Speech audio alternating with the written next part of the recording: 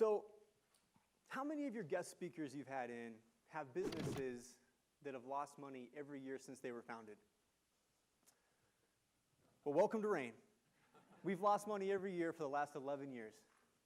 Now, I don't know about you, but that sounds like a pretty crappy way to run a business, don't you think? Sure. See? See, this guy knows something about business. Well, I'm going to show you a few numbers here in a minute that's going to justify why we've done that. But first, I just want to give you a quick intro to what Rain does. So Rain is retail software. Okay, so think point of sale, like Square. Okay, so retailer has a Square system set up. They ring up a sale, swipe a card to collect payment, print a receipt, email a receipt. Okay, that's the point of sale software I'm talking about. We also do websites that are integrated with the point of sale. So if a retailer has, a bunch of products in their in-store system, they can also just push it up to their website for web sales. And then we pair that with some marketing tools so we can leverage the data in the point of sale so they can market it more strategically to their customers. Okay, so now where Square would take a more like a blanketed approach and just target everybody in the market, we go after more of a niche approach. So we service like your local outdoor retailer that sells like paddle boards, skis, bikes, that kind of thing, because those guys have more niche features that they need, okay? So like rentals, they need to track the companies and go use the rental products, service and repair, class management. So we also do a lot with quilt shops and sewing stores. I'll tell you more about that in a minute too. But sewing shops, anybody have a quilter in the family? Okay. My wife, big time. Big time quilter, okay, Steve's wife. She buys fabric. Oh yeah. Do you have any idea how much she spends on fabric in a year? I don't want to imagine the number. Okay, whatever you said, I was going to say times it by 10 because that would be a little more accurate. But fabric shops, they sell in fractions of yards. Okay, so you got to handle fractional units, online class registration. So these are the niche kind of things that we cater to for businesses in these niche markets. And that protects us from companies like Shopify or Square because they're not going to come in and try to beat us in a small niche because the money's not there. They have to go after like more up-market type of businesses to make it pencil for them. Okay, so a few numbers. So we have 80 employees right now, 3,000 customers, which looks a little bit like this on the map. US, Canada, a few other countries. So you look at these numbers and you're thinking, okay, man, these guys are probably on the right track. They got something going. And then you see a stat like this. So we lost $750K last year. And something similar the year before, something similar the year before. So can anybody tell me why it would make sense for a company to lose this kind of money every year? Any idea? Okay, thank you, sir. By the way, I got $100 for the best answer on this, so go ahead. Market penetration. One of the ways to gain market share very quickly is to price lower than your competitors and take like the net loss in order to get more and more customers. Okay, so kind of like a loss leader to get in and get more customers going, take the loss, okay?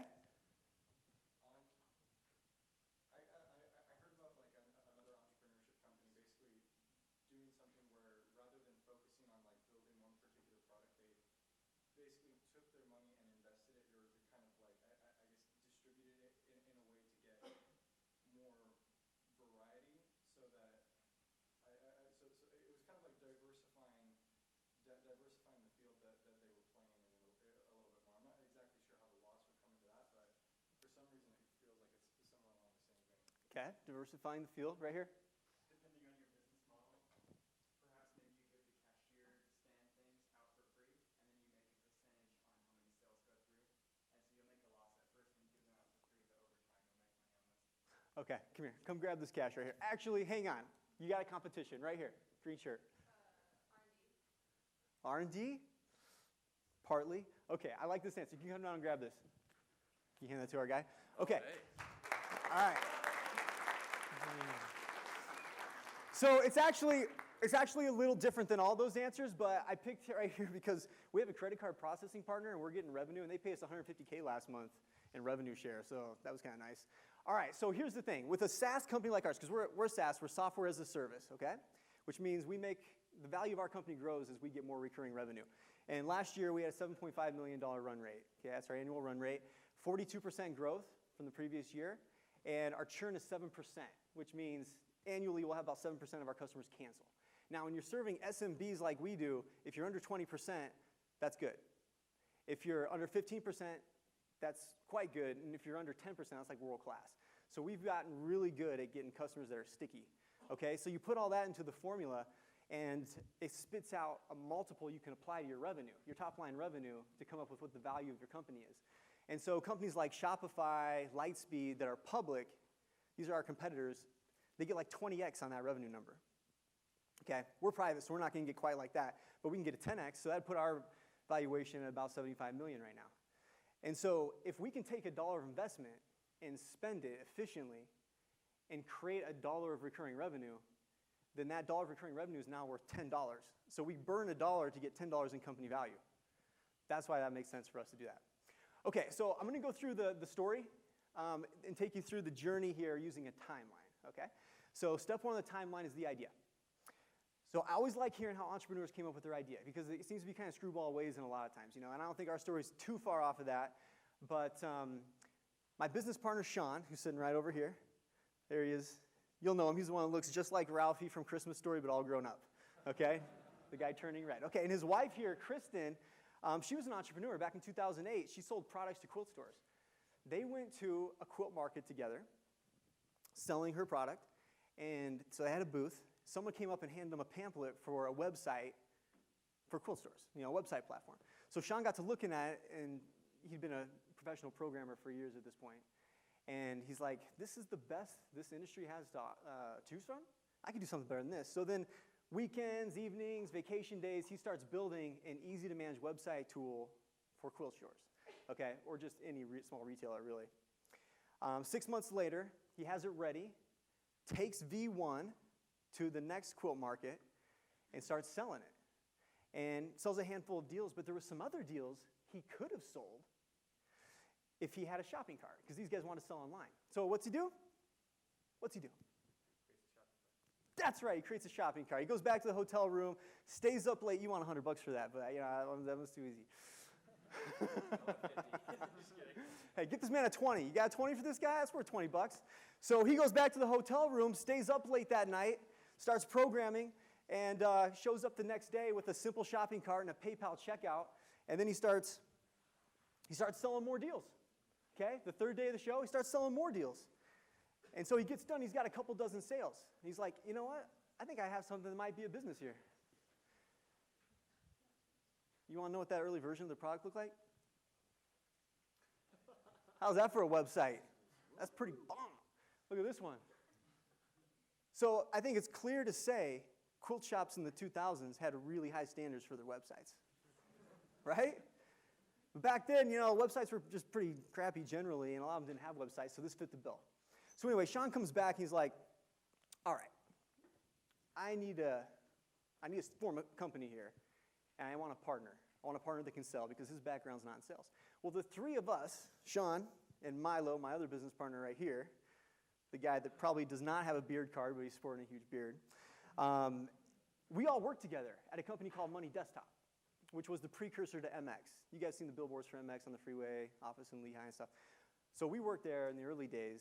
I ran a sales team in one of the divisions. Milo was an account manager with an emphasis on sales, and Sean ran the development team. And so we knew each other. We had kind of worked together, but I'd say we didn't know each other all that well.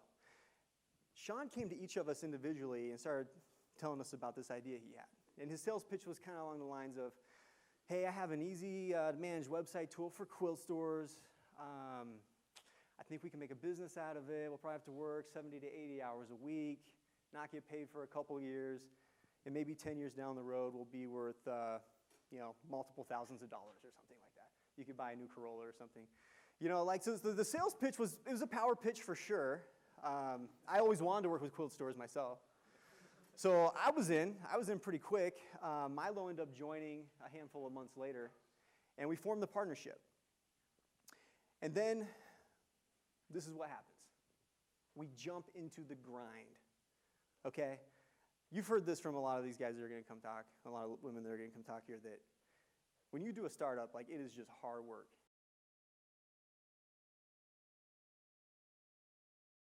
thing ran through this. We went and bought a Cricket phone. It was like $35. It didn't have a phone jack for headphones in it. So when people needed to take a call, our support team, we pick the phone up and we just pinch it right here and start typing. And that's how we ran support. We created a lot of neck problems from that, but you know what? We could afford it, so that's what we did. When we traveled to shows, we'd get the cheapest seats you could get on a flight. If I had to do a 10-hour layover to save $45 on the flight, guess what? My time was cheap, so we did that, and it really sucked. Hotel rooms. You had to pack people in a hotel room. So I'd get three guys going to a show, and there's 2 beds, so I'll sleep on the couch, all right? Or I'll try to get a cot. But if you show up to a hotel and you get surprised, there's no cot, there's no couch, I just go down to the front desk, get an extra comforter, roll it up, make the chastity wall on the bed. I'm like, all right, you're on that side, I'm on this side, we're not crossing this line, okay? And that worked. That worked until we got back to the office and someone was like, hey, Brian made me share a bed with him again. I'm like, we can't say that. So then I started finding a way to make sure we had enough place to sleep. Okay. So we kept growing, and then it's time to get our second office, which is the Knight building downtown. You guys know the corner of Provo Center and University? This is our second office, right above, like right in the corner window there. Gandolfo's down the basement, which was awesome because they bake bread in the morning. You know, we'd smell that. We ate there breakfast, lunch, and dinner. We all gained 25 pounds at least. But we had more room, so we started hiring. In fact, we hired a few BYU students at this time that are still with us today. And one's our VP of customer experience. One is a senior account executive. And you know, when we got to about, like, say, 15 people in the office, that's when I started to really kind of see the culture that was coming together in the company. And it was really a culture of just transparency because we were pretty open with what we were dealing with problems we were facing. We just throw them out, kind of crowdsource ideas. And some of the best ideas came from people that weren't the founders. And we didn't have offices. You know, we kept a pretty flat organization. So like, I just worked alongside the sales guys, same thing with Milo and Sean. And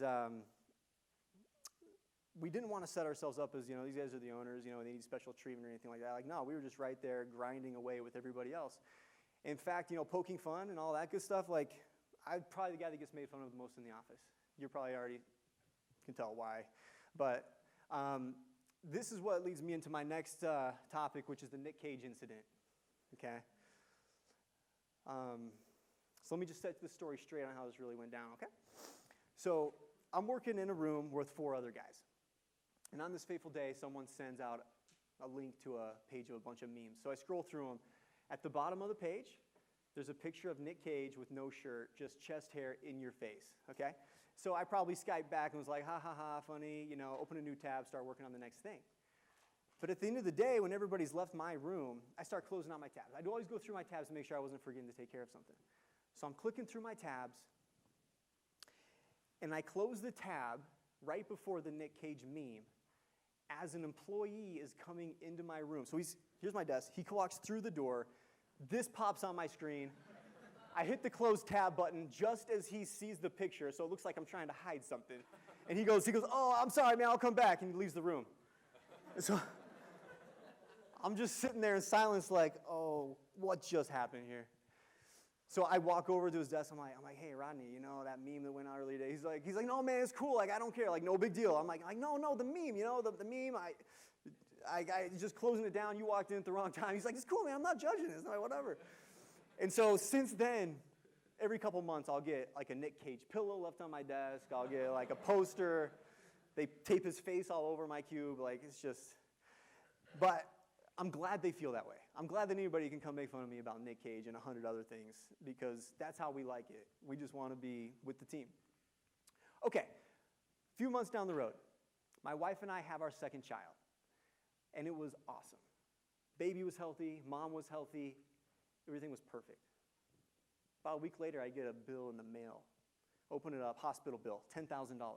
I'm like, okay, no problem, hospital insurance is going to cover this. Call my insurance. Guess what? I don't have maternity on my insurance because I was poor and went with cheap insurance and didn't check it out. So I made a bonehead move, and now I got a $10,000 bill, no money in my personal account, no money in the company account for that matter either. Lots of credit card debt. Had lots of that. And it just demoralized me. I was so ticked. I walked outside, went downstairs, corner, near the street, found a bench, just sat down. And I just started feeling sorry for myself. And I just started thinking, a handful of years ago, I was making 6 figures doing summer sales. I've been working at this for years. I got no money. I got tons of credit card debt. Is this thing really going anywhere? Should I just cut my losses and go find another job? These are the thoughts going through my head. And then someone came and sat next to me on the park bench. And I look over, and it's Douglas, this homeless dude that just likes to hang out downtown Provo. And so I look over at Douglas, he looks at me, and I'm just like, you know what? My life's not that bad. I'm not on the streets. I got a place to live. I got a family. I got some room on my credit cards to pay a few bills at least. Things aren't that bad. So, I just pulled a few bucks out of my wallet, gave it to Douglas, said thank you, walked back upstairs, and I just said, no, we have something here. We have a business, and I'm going to grind on this thing until it really becomes something. And I just recommitted fully to what we were doing. And that was a little bit of a turning point for me, so I want to share with you guys today. And as we've been selling, during this stretch here, we start getting a lot of requests for us to integrate the websites we're building for these stores with the point-of-sale systems that they have in their stores, okay? So, which makes sense, because when a store gets products in, they put that product information into their in-store POS. Then if they want those products on their website, they have to go type that data again on their website. So they're doing double data entry. It's a waste of time. If something sells in the store and then someone buys that same thing online, the store's got to email the customer saying, hey, we don't have it anymore. Sorry, create a bad customer experience. So naturally, they want us to integrate with their point-of-sale system. So we started looking at doing that. In fact, we contacted a couple POS companies, went down the path a little ways. But there was just all kinds of problems integrating our web-based system with an in-store system. Because someone does an update, the integration breaks, there's just these problems. And so I'm thinking in my head, we should build a point-of-sale system. We should become a point-of-sale company that also does websites, and we could solve this problem. I think people would really dig that. At the same time, Sean's reading the book, The Innovators Dilemma. Anybody read that? Okay, Clayton Christensen book. Awesome book. Highly recommend it. But one of the key concepts there is he talks about how big companies who have good products, they're really good at making those products better, faster, those kinds of things. But they're not so great at getting new innovative tech built that's kind of going to disrupt. So what that does is that allows small companies with zero resources to come into these smaller markets, innovate, and then disrupt them. Because the big companies aren't going to try to come compete because it doesn't make financial sense to come compete on this small market. And so those kinds of things are going through Sean's head. And so we don't have a conference room in this office we're in. And so we go to the food court. Okay, we do offsite meetings. Food court was a popular place. You guys been in Provo Town Mall? Okay, there's a table right here where this conversation went down. We grab some orange Julius's. We sit down, and we just start talking this out. And the idea was become a point-of-sale company. Should we do that? But if you pivot at this point and become a different kind of company, there's a lot of work. You're going back to those 70, 80-hour weeks. You're pushing out the time frame of when you can actually start getting paid some real money. So this was not a no-brainer decision for us. But in the end, we walked out of there deciding to do it. And I remember Milo was like, dude, I can't believe you got Sean to agree to that. I was like, bam, man, that's what we did. So we decided to become a point-of-sale company, okay? And then we're going to do a POS launch. We're going to launch this idea. But here's the thing. We don't want to go build a POS product until we know there's demand for it, okay? This is a good product principle here. Milo's going to love this. You don't want to blow a bunch of money on something you don't know people want, all right? So what we did is we came up with some mock-ups of what the interface would look like. We came up with just some points of the problems that this would solve, scheduled a webinar, and invited all our customers to attend. So we did the pitch. In the last slide of the PowerPoint pitch, we say this is going to be sold for $1,000 and an extra $150 a month. But if you call us tonight, we're going to sell it at half price, and you can get it for $500. So we end the PowerPoint. That's it. And guess what? Phones blew up. We were getting calls left and right. Everybody was gone. It was just me, Sean, and Milo in the office, and we're just taking call after call after call. And I don't remember how many people we signed up, but it was a lot. We stayed there till like 11 p.m., and after that last call, we just looked at each other. People were just giving us their credit cards all night. We just looked at each other. We're like, man, all right, this is the right move. We're onto something with this point of sale. And that was a big night. If I look back on my career, just high points where you just feel like, yes, We did something big right here. That was it. It was that night right there. And but guess what? Jump back to the grind, because now we just pivoted to become a new company, and we're back to those 80-hour weeks.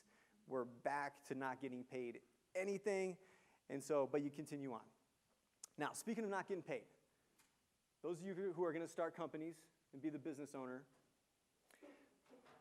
there's going to be times when you just don't have cash to pay for everything, okay? So what we decided to do is we didn't have the money to make ends meet. We'd pay everything else, pay the employees for sure, but not pay ourselves. And so it was common that we would go transfer funds from like a personal line of credit or do a cash advance to cover payroll. Okay, our employees didn't really know we were doing this. We just were doing it kind of behind the scenes. But last year, now this hadn't happened in a long time, but there was a day last year where due to some timing, we had a bunch of deposits coming in late. Payroll was going to happen before those deposits, so there was a gap, like $40,000 gap to make payroll. So I went and transferred, the money over to the company account. So it was all good. But the next day, our VP of development pulled me aside, and he's like, hey, I know what you did. I was like, what are you talking about? He's like, I know you transferred your personal money over. And he starts tearing up, and he's literally crying. He's like, I just want you to know like how much that means to me, that the owners of the company I work for would do that. And this is the kind of company I want to work for a long time. And to me, it was like, that's just what we did. I've done it a dozen times. But he didn't know. Like, people just didn't know we were doing that, but it really made a difference for him. And you can imagine the kind of loyalty that creates, when your employees know that you're going to go to those lengths for them. Okay. Forward here a little bit to mid-2015. Now I'm going to tell you about some epic mistakes that we made, some real doozies in the business. So at this point, we're in multiple industries. We're in the quilting and sewing space, outdoor retail, music instruments, scuba dive shops, all that stuff. But we're really putting the squeeze on our main POS competitor in the sewing and quilting space. Which, by the way, you guys hear me talk about quilting and sewing. $3.7 billion industry in quilting and sewing in the U.S. Okay, more money is spent on quilting and sewing than golf in America. Okay, so it's pretty crazy. So when I'm talking about we're winning the quilting and sewing space, it's not as tiny as you think it is. So we're putting the hurt on the main POS provider in this industry. And we reached out to him for the second time. We're like, hey, would you consider an acquisition where we buy you out? Because we know he's not signing very many people up. We know we're taking his customers. And at this point, he's interested. And so he's like, yeah, that sounds good. And we want to do it. It totally makes sense. But guess what? We don't have cash again. But this deal makes sense. So here's another $100 question for you. You don't have cash. You don't want to sell more of your business to get cash, but you know you need to buy these guys. What can you do? Right here. Partner up with them? That's a good idea. Right here. Give them equity in the company? That's a good idea. Yep. Revenue share agreement. $100. Come on down. Okay, that's a good idea. In fact, we pitched him on that idea right there. But he wasn't confident enough that we could move his customers over in a way that would give him a lot of revenue share on his customers we'd switch. So instead, we're like, okay, you can share in the revenue, which we think will look like this, or we'll just give you this lower, much lower set amount every month, no question.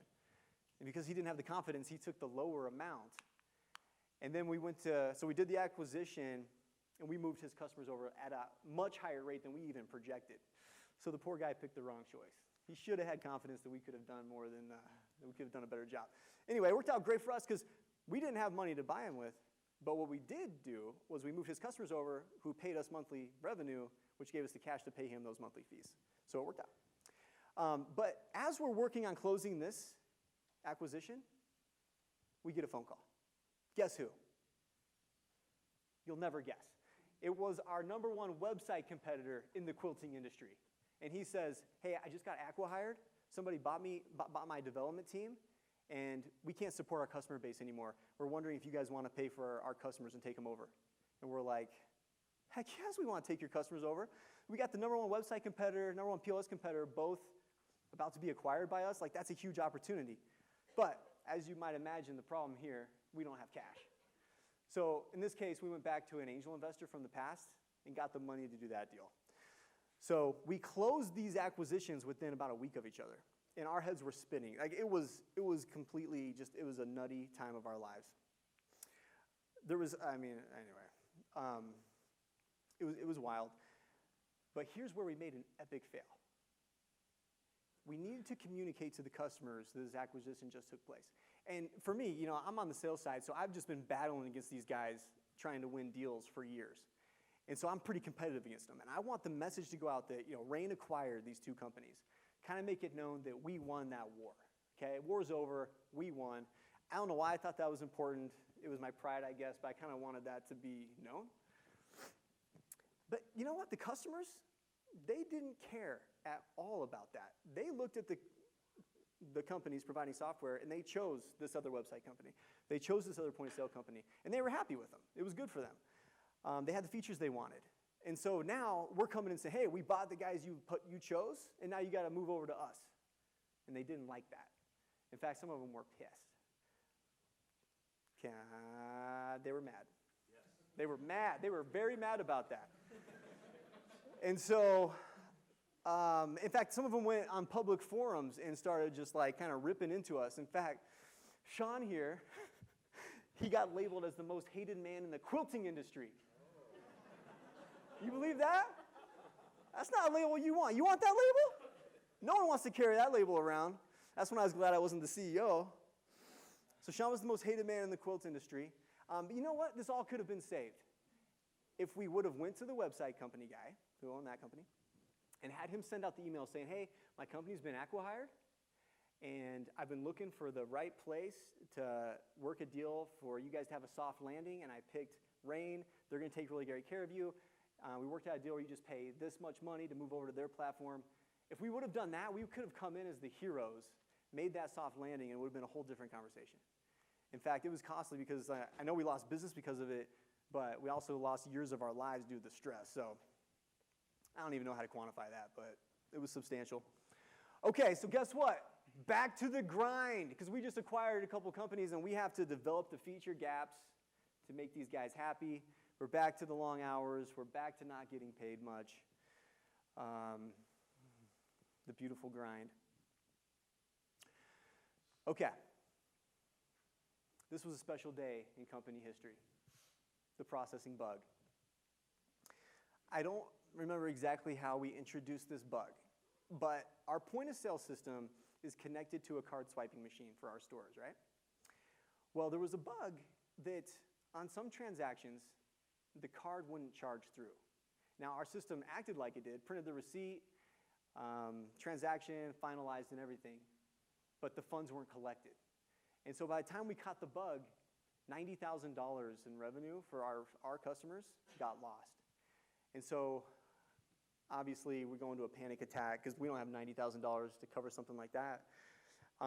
So Milo ends up finding a way to go in and identify the transactions where this happened. And then there was a series of tedious steps he could go through and attempt to recharge the card that he thought should have been on that transaction and see if the funds would actually capture. And so he stayed up all night. This is the next morning, like 8 a.m. when I roll in. Milo's sleeping on the couch. He took a nap, jumps back up, keeps working because we couldn't afford this. But what he ended up doing through that was capturing about $50,000. And so now we have a $40,000 gap. So we go to our customers, and we consider how we're going to go to our customers. And one idea is we go and say, hey, we had this bug. You lost some sales. Here's the transactions that happened on. Here's the customers that were probably involved. You can go out and try to see if they'll give you their credit card over the phone and charge it through and try to get as much back as you can. We're really sorry. Then the other idea came up that we could just say, hey, sorry, we had this bug. You lost money. We're going to cut you a check to make you whole. If you can recover the funds, great. You can double dip. If not, you're good to go. And so we talked about it, and we decided we were just going to take that second route and just pay for it. So I remember our controller brought over a stack. It was a stack of checks like this. And like $100 here, $50 here, $300 here. One check was for $10,000. And so we did it. We just paid it out. You know what? We had customers coming back in saying, hey, what you guys did, like I've worked with sales with software companies before, and they didn't do anything like this. What you guys did to take care of us, like that was awesome. This is the kind of company I want to work with for a long time. So we built some really good customer loyalty with that. Marketplace. So this is what Rain's working on right now. So we have thousands of customers, you know, and they're in these niche markets. So we started thinking, well, what if we took all the products for a niche market like quilting and sewing or like scuba dive gear, and we built a website and we aggregated all those products into one place. So we have, you know, say we have 1,500 quilt shops, but we can aggregate all those products that are sitting on the shelves in those brick and mortars to one website. That would provide the biggest selection in the world for that niche, you know, for that hobby. We thought consumers would probably dig that because those hard-to-find items, you just go search, you're going to find it. That product might be sitting on the shelf in some store in upstate New York. Well, we're going to know about it because we have all the POS data. And so we can help a customer find anything they want in that niche market. So we think consumers are going to dig that. At the same time, our retail stores, you know, they're battling with online retailers out there, and they keep losing a little bit more of their business to big online retailers. Well, this would kind of level the playing field for those guys and give them another sales channel. So we're like, all right, retailer wins, consumer wins, but we'll win too, because with a marketplace, you take a percentage of the transaction, okay? And then a company like that is valued based on the gross product sales running through it. And so they can scale super quick and become really valuable. So we decided to do it. So a couple months ago, we launched our first marketplace, and we started with quilting and sewing because we had so many customers there. We called it Stashify, and it's still building. We're still doing some of the product aggregation, but we've had it out for a few months, and we're growing in sales. So where this is going to go, I don't exactly know. The story's yet to unfold, but there's a good chance that we're going to pivot and become a marketplace company in the next couple years, which I'm personally really excited about. But you know what I'm not excited about? Another grind. I don't really want, I mean, I'm starting to get older now. I'm like, I don't know if I want to grind too much more. I'll let these guys grind. I don't know, but that's what we're looking at. Okay. I want to wrap this up with a few takeaways, okay? And then we'll get done early so you guys can jam to your class if you need to, and we'll also do some questions at the end. All right, so some takeaways from today. If I look at the last 10 years, what were the things that I think I learned the most about? It was relationships and how important they are for business, okay? So employees, you know, take care of your employees. Cover the gap in the payroll. Make sure they're taken care of first. That will pay dividends. Customers, you know, if you introduce a bug and it harms your customers in some way, if there's a way you can make that right, that's going to create a lot of loyalty. People are going to spread that word around. You're going to get more referrals, more business. Competitors. Now, I battled with our competitors on the sales front. And there was times, you know, I didn't like them all that much, but I was always cordial with them. You know, and one day a competitor might call you up and drop 500 customers in your lap. Treat them good. Okay, partners. Choose wisely. If I knew then what I knew now, I would have done something completely different. Just kidding. We got lucky. I didn't spend much time on this in the beginning, but we got really lucky because we didn't know each other all that well. But here's what we did know about each other. We knew that each of us worked really hard. We knew we could trust each other, and we knew that there were strengths that they had that I didn't have. You know, and each of us could say that. So like Sean's superpower is talented developer for sure, but he has a way to just remove emotion from decision-making process and just look at things logically and make great decisions. Plus, I've never seen anybody work one-on-one with employees to make them feel value in a company like Sean has. He's world-class at working with teams. Milo, his superpower is OCD. He is the most uptight person I think I've ever known, but you know what? That's awesome when it comes to setting up business processes and making sure things go well for customer onboarding. And it's invaluable when it comes to designing a product that you want a great user experience for. Okay, so Milo's done that for us. And then I was pretty good at sales. And so you take those different skills, apply them to a business, and we're providing strength in a lot of different areas. And that's where we got lucky. I mean, that was just a huge blessing. We actually didn't know all that about each other, but that's how it turned out. So choose wisely. Okay, grind to make it work. So when we were starting our business, SMBs, nobody was big on serving SMBs with software because they churned too easy. They couldn't pay much, not a whole lot of money. There's no enterprise dollars in that. But that was our idea, and so we went after it, and we just worked ourselves into a business, frankly. Sacrifice of time.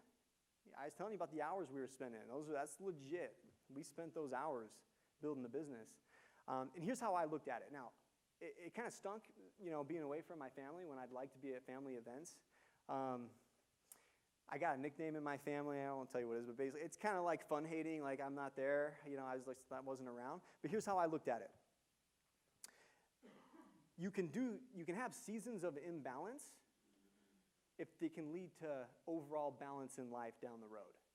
And so we went through these seasons of imbalance because we wanted something better that we wouldn't be able to have otherwise. And so like last year, I took 6 weeks vacation. So I spent more time with my family, so it started to balance out. Okay, get scrappy. If you build it into the DNA of the company that you're just going to not spend on things you don't need to spend, you're going to go cheap, that doesn't leave the company. Still today, we just scrutinize expenses, and it's kept our costs down to where we have a lot more flexibility to do other things that we want to invest in. And lead by example. If there's not a bed, someone's got to sleep on the couch. You're the entrepreneur, you're the business owner. You're the one sleeping on the couch. You just show people that that's what's important to you, and then they're going to follow suit. And lastly, keep pushing. So you're going to have times when you get dropped with like a $10,000 medical bill or something's going to get you down. But just commit and keep pushing. And one day, you might have a business that's worth multiple thousands of dollars as well. So, thank you, everybody. Questions? Let's see if I have any more cash in my pocket. Yeah. What did you guys do to validate the business? How do you know that there would be multiple thousands of dollars in it? We didn't really know where it was going to go. In fact, Sean will tell you that his goal for the company was someday he wanted to pay off his house. That's all he wanted to get out of it, and that's what he thought he could get out of it. But the way we validated was really that first trade show where he went and got a couple dozen accounts. I mean, that proved there was at least some kind of demand. And then when we pivoted to become the POS, we didn't build it first. We went and sold vaporware off of a PowerPoint presentation. And when people started pulling out their credit cards, then we decided to go build it. That's just a good principle all the way around. I mean, if you can build a prototype inexpensively and try to sell it, that'll save you a lot of money in the long run.